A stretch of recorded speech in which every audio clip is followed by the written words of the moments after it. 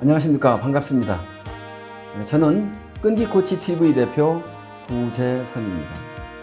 오늘은 지난 차시에 이어서 이번에는 각 유형에 대해서 말씀드리도록 하겠습니다. 먼저 디스크 행동 유형을 구분짓는 기본 원리인 행동의 속도와 일, 사람의 구분입니다. 디스크 행동 유형을 구분짓는 기본 원리는 대략 두 가지 정도 되는데요. 첫 번째는 외향형인지 내향형인지. 이럴 때 특이한 점은 외향과 내향을 구분짓는 기준으로 행동의 속도를 중요시합니다.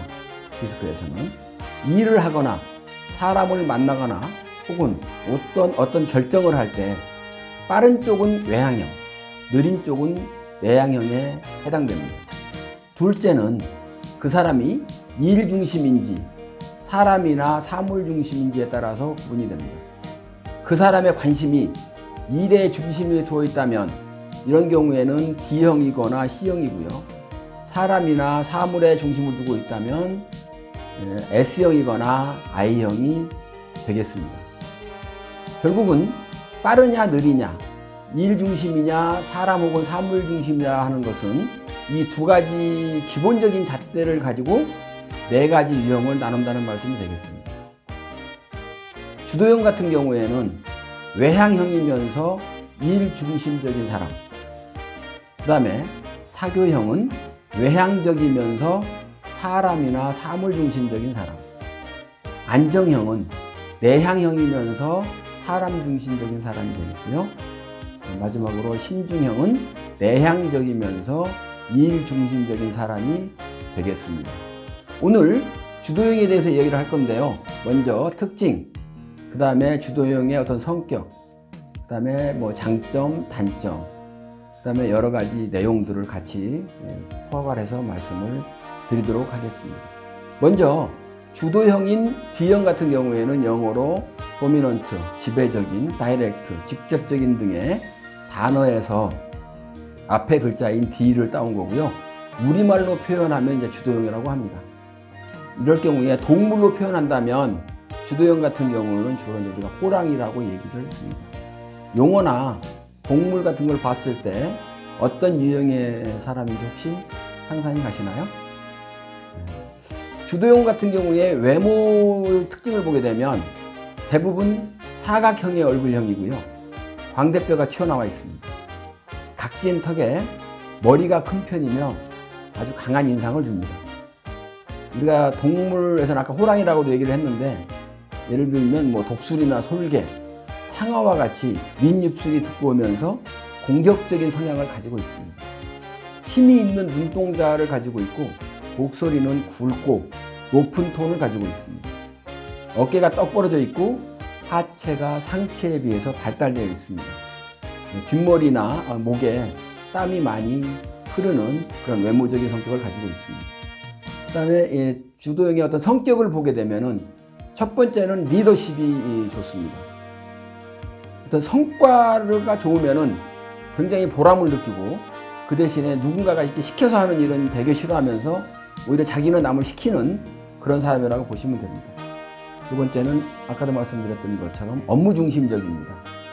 이 일을 추진해서 성과를 내는 것, 성과가 나와야만 좋아하는 겁니다. 그리고 꼭 결과가 나와야만 되는 그런 사람들이 바로 우리 주도형이고요. 이런 경우에 큰 일, 스케일이 크거나 이런 경우에도 다 소화할 수 있는 능력을 가지고 있습니다. 판단력이나 직관력이 아주 뛰어나고 문제 해결 능력이 탁월합니다. 이런 사람들은 우리가 일벌레라고 얘기를 합니다. 일밖에 모르고요. 결과에만 신경을 쓰고 그러다 보니까 주변에 있는 사람이나 또는 부하 직원에 대한 배려가 부족해서 사람들로부터 아주 비정하다는 얘기를 많이 듣습니다. 그리고도 분노형입니다.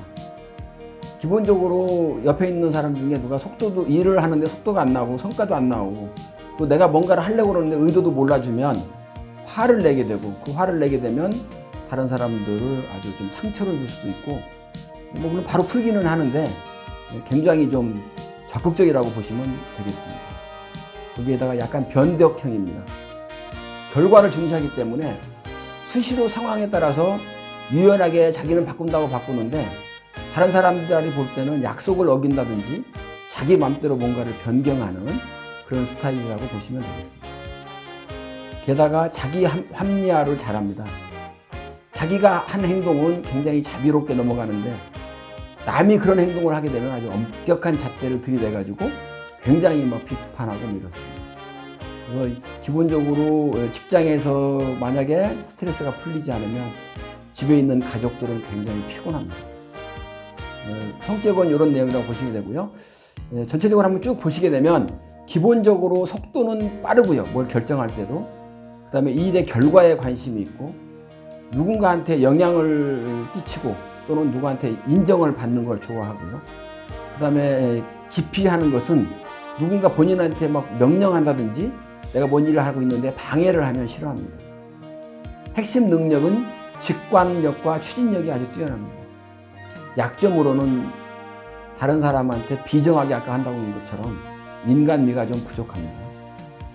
주도형의 장점을 다시 한번 좀 말씀을 드리면 첫 번째 리더형으로서 많은 사람들을 리드할 수 있고 목표 지향적이기 때문에 누군가가 목표를 주면 꼭 달성을 합니다. 본인이 주도권을 가지고 있어야 즐겁고 행복하고 자신만만하게 행동을 하고 매우 빠릅니다. 그리고 자립심이 강합니다. 업무를 처리함에 있어서 스스로 신속하게 처리하고 또 선천적으로 성공 욕구가 강해서 목표가 정해지면 꼭 성공해내고 그 성공을 하기 위해서 모든 에너지가 집중하고 성과를 냅니다. 사람이 굉장히 경쟁적이라서 물론 자기가 탁월한 결과를 내고는 있지만 무슨 일이든지 결정을 하고 하게 되면 꼭 성과를 올려야만 우리가 얘기하는 그 어떤 마음이 풀립니다. 다른 사람들이 개입할 틈을 주지 않고 지고는 못 사는 성격입니다. 그 다음에 실천형으로서 머릿속에 생각이 정리되면 즉시 실천하고 많은 일을 동시에 성사시킬 수 있는 에너지가 있는데 하기 싫은 일이 있으면 죽어도 안 합니다. 두뇌형이면서 직관 능력이 뛰어나고 상대방이 몇 마디만 하거나 아니면 얼굴만 쳐다봐도 지금 상대방이 뭘 하라고 하는지 대충 감을 잡습니다. 성공을 향한 스스로의 동기부여와 분명한 가치관을 갖고 있어서 남들이 어렵게 생각하는 일도 쉽게 처리합니다. 일의 전체를 보는 그런 사람이라고 보시면 되겠습니다. 주도형은 리더형이고 자립심이 강하고 경쟁적이고 실천형이면서 두뇌형입니다. 스스로의 어떤 성취를 갖는 것에 대해서 아주 굉장히 좋아하는 그런 성격이라고 보시면 되겠습니다. 이어서 주도형의 성격의 단점에 대해서 말씀을 드리겠습니다. 단점으로는 먼저 화를 잘 냅니다.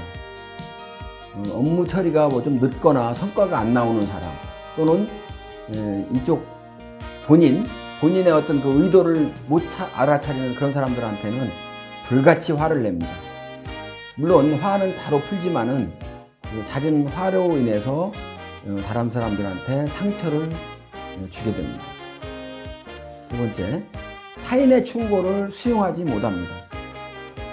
다른 사람들의 어떤 충고를 끝까지 못 듣고 중간에 말을 자릅니다. 성격 자체가 지시를 받는 것보다는 지시하는 것을 선호하기 때문에 타인의 충고를 수용하지 못합니다. 그 다음에 성격적으로 약간 좀 잔인하다고 하는 느낌을 받을 수 있습니다. 무관심하거나 압력을 하려고 하고 그렇기 때문에 다른 사람들이 독재자라고 이렇게 얘기를 하기도 합니다. 배려가 부족해서 비정하다는 말을 자주 듣게 되고요. 고집이 세고 융통성이 없어서 다른 사람으로 하여금 잔인하게 보입니다. 남을 잘 이용합니다. 그게 장점일 수도 있긴 하지만 리더의 기질이 굉장히 많기 때문에 사람들을 이용해서 함께 결과를 내고 있습니다. 집에서 스트레스를 해소해야만 합니다. 직원들에게 화를 내고 직장에서는 근데도 화가 잘 안 풀렸을 때 결국은 그 스트레스는 집으로 가져오게 되고 집에 있는 가족들에게 그 스트레스를 해소하는 수가 있습니다.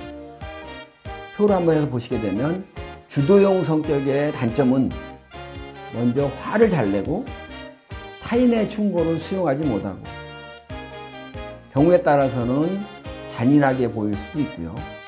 그리고 남을 잘 이용하고 모든 스트레스를 집에서 해소할 수도 있다. 이렇게 이해를 하시면 되겠습니다. 결론적으로 감히 누가 내 자리를 넘보고 있느냐 이렇게 이제 생각하는 그런 성격이라고 보시면 되겠습니다.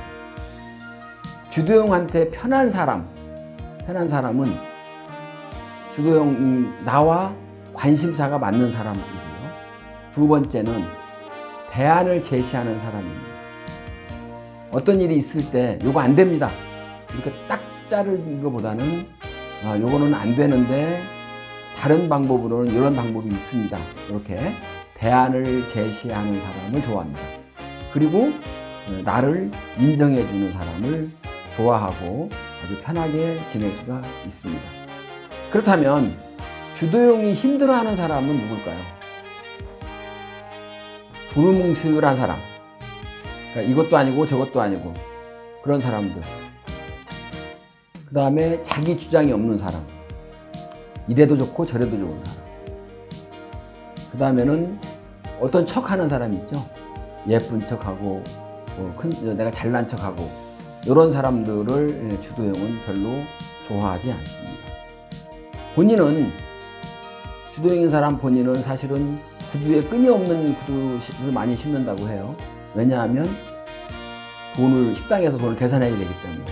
그런 상황인데 너무 계산적인 사람을 주도형은 힘들어하고 싫어합니다. 주도형의 구호를 보시게 되면 주도형 같은 경우에는 긍정의 힘입니다. 그리고 초지일관, 끝까지 밀고 나가는 그런 성격이고요. 그래서 이분들이 모였을 때의 구호도 아자아자, 천하무적.